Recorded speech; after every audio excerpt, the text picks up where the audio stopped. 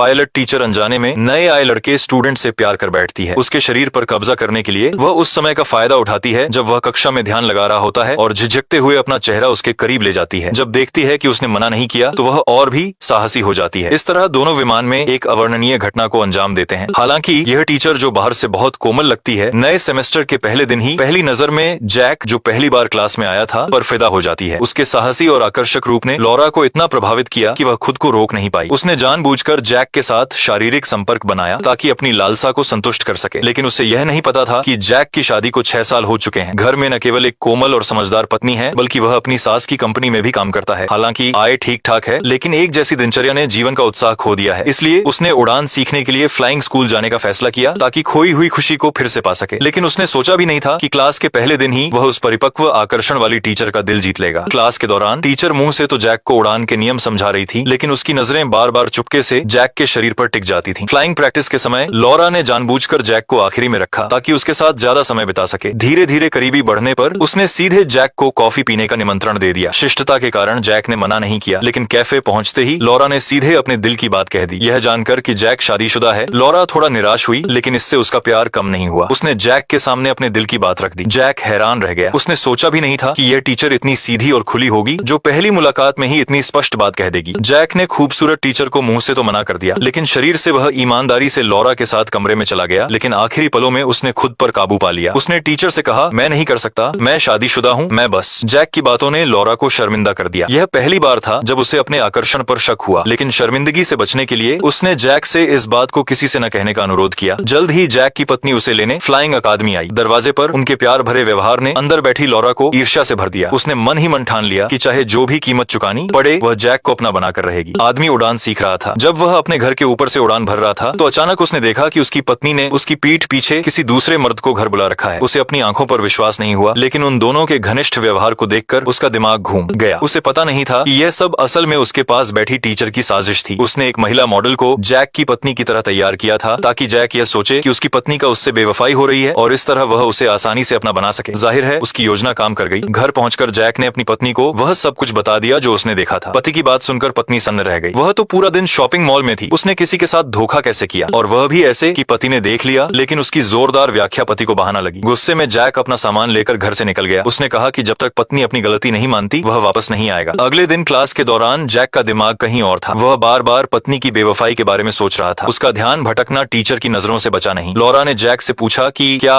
हुआ है। टीचर की चिंता देखकर जैक ने सारी बात खोल दी। उसने पत्नी की बेवफाई की पूरी कहानी बिना कुछ छिपाए सुना दी।